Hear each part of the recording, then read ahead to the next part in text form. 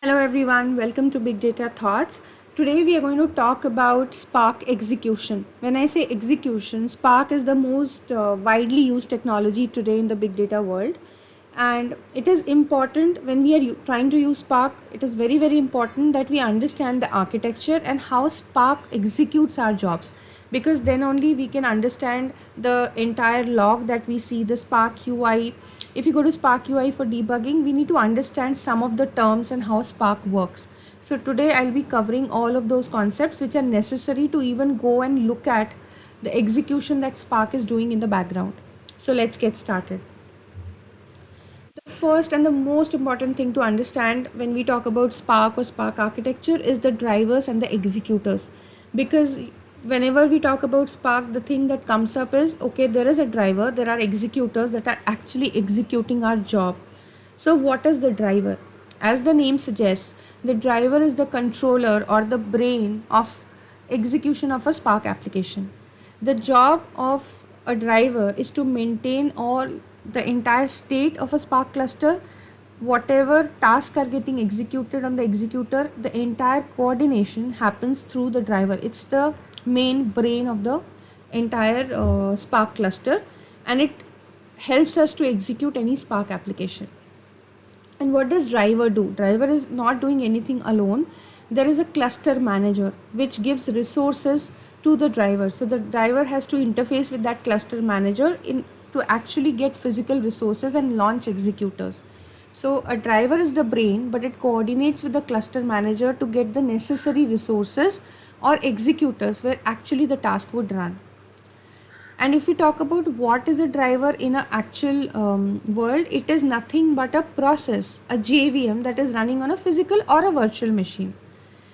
And so everything is a program, right? An executor is also a process, a driver is also a process, but it is running on a machine and it is coordinating the whole job for us.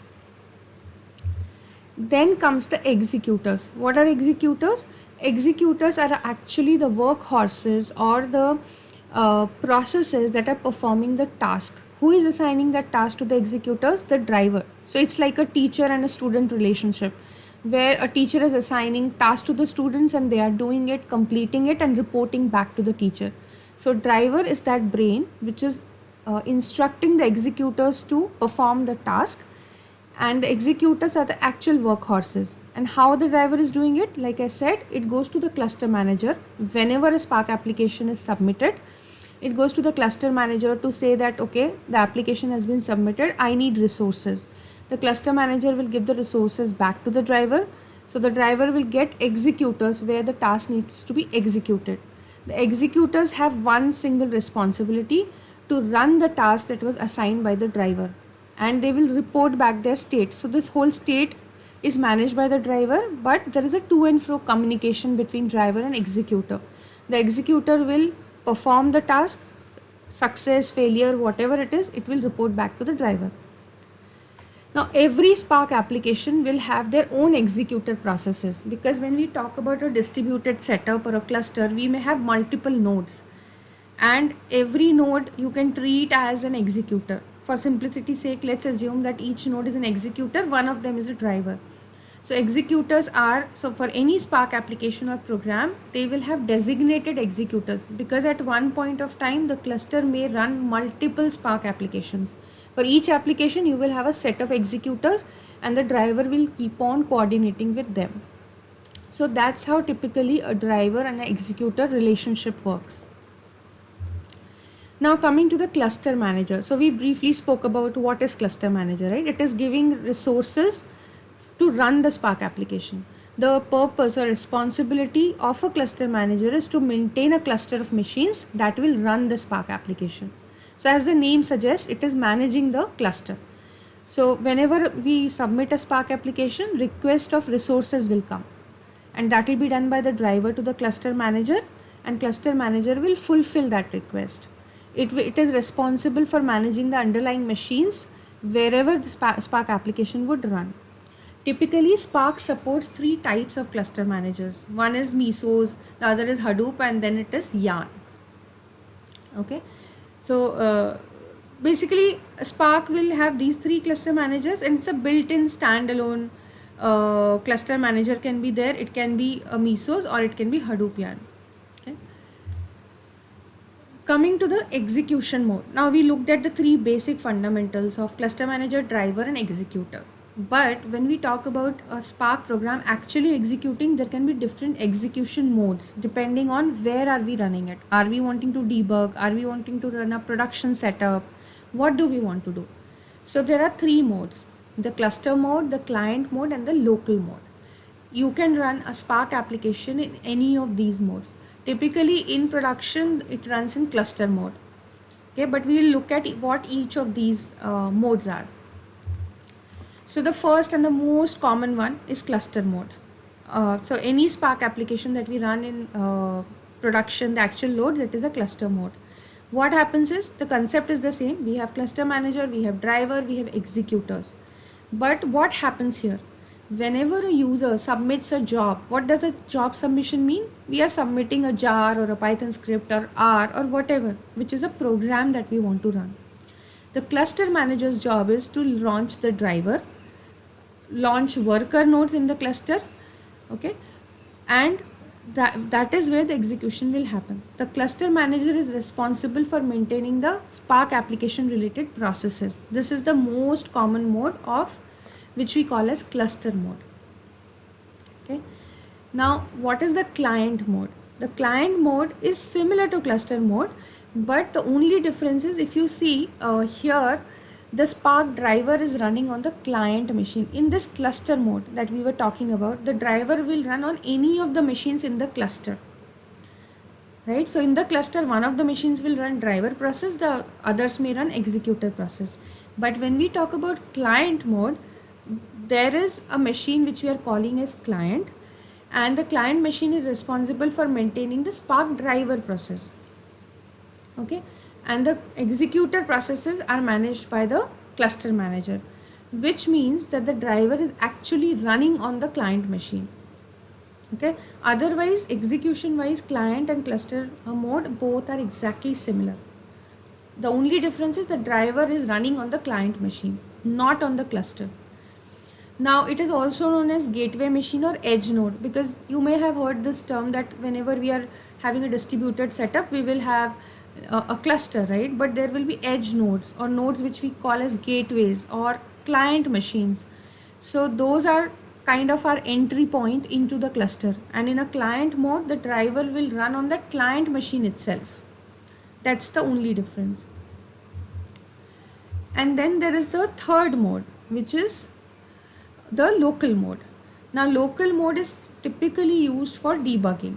It runs the entire Spark application on a single machine. We are not talking about any distributed setup. In client and in cluster mode, both are distributed setup, but in local mode it is a single machine setup. And if I have to achieve parallelism, it will be through threads. So it is basically for learning, debugging, testing applications in a local development environment. We use local mode. Otherwise, we always use most of the time the cluster mode in production, or sometimes the client mode.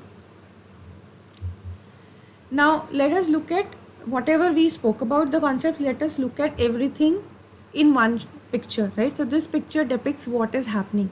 The moment you submit an application, which is nothing but a job, what it does, it has to request resources, right? The resources are requested from the cluster manager. Cluster manager will create the driver process or run the driver process on one of the nodes in the cluster, right? And then the driver will get resources from the cluster manager, which are nothing but executors, which are running. These are again processes that are running on multiple machines in the cluster. So for every Spark application, it will get its own set of executors. Okay, that's how this whole execution of Spark works. Now let us go into the job. So what happens? There is a job in Spark. We call a job is nothing but whatever you have written, your program or a Spark application. When you say a Spark application is submitted, it is nothing but a job, a program that you have written to execute on your data. In that you will have stages and tasks. So first level is stage. What is stage? It is nothing but a group of tasks that can be executed together. So one stage will have multiple tasks, but the set of operations that are associated with a stage are same, meaning even if I have multiple tasks within a stage, they are all executing the same set of instructions but on a different block of data or different chunk of data. So stage is nothing but a group of tasks which are performing the same operation on multiple machines or single machine, you can say, but it is the same operation they are performing. And what will Spark try to do for us? It will try to pack as many transformations as possible inside the job. Okay, as much work as possible in the same stage. So in a job you can have multiple stages, but it will try to put multiple transformations in one stage as far as possible. One stage will have multiple tasks, and all the tasks will execute the same set of operations that were assigned to that stage. So it is just like chunking your data into multiple blocks, giving it to each task to then work in parallel. What will Spark engine do? The Spark engine will typically create a new stage whenever it encounters a shuffle. If you look at the whole DAG that Spark creates, or you look at the Spark UI, you would actually see all of these details of how many shuffles are there, how many stages were created, how many tasks were created, right? So whenever a shuffle comes, shuffle means data is actually moving across the network, or there is a physical repartitioning of data. That is when you will get a split in the stage. So every shuffle that Spark encounters, it creates a new stage. So you can have multiple stages within a job, and within each stage you can have multiple tasks. So tasks are what? Tasks are nothing but they are just actual execution is happening at the task level. So they are all grouped together in a stage. Each task will have a bunch of data that it will be given, and it has to perform certain set of transformations on that data. So each task is actually running on an executor, on a single executor, right? A task is not distributed across executors. So one executor can have multiple tasks running, but one task will only run on one executor. Now in an executor, it depends how many cores that machine has where the executor process is running. So one single machine or executor can run multiple tasks, but one task will run only on one machine or one executor. One more concept which is very important to understand is pipelining. Now this is something that we don't do. The Spark runtime handles automatically this whole thing of pipelining, and this is one of the greatest or the key optimizations that Spark does for performance. Okay, now with every version of Spark there are new features that come up, so they keep on improving the way Spark works, the way the plan is created, the DAG is created. So there are a lot of optimizations that are done at the Spark level. Of course it's a shared responsibility, so the developer needs to take care of writing the code in such a way that it is performance efficient, but Spark also does number of optimizations. One of the key is pipelining. So it occurs at the RDD level or at a even below level. What it does is Spark tries to club a sequence of operations together as a pipeline, so that one operation feeds in data into the next one directly without needing to move across the nodes. Because in a distributed setup, the performance goes for a hit or a toss when data is moved across the network to different nodes. So that's why we say that the shuffles should be avoided when we write a Spark program, because the moment there is a shuffle, it will add to the time, it will add cause data movement, it will create stages. So whenever Spark creates a plan, the moment it encounters shuffle, it has to split it and create a new stage, right? Ideally one stage one stage will have multiple tasks, and it will be easier to operate at that one stage level. The moment the second stage is created, there is this whole shuffle happening. So to avoid that, as far as possible, Spark does this pipelining where it collapses all of these operations which can be clubbed together into a single stage of task to perform all these operations together.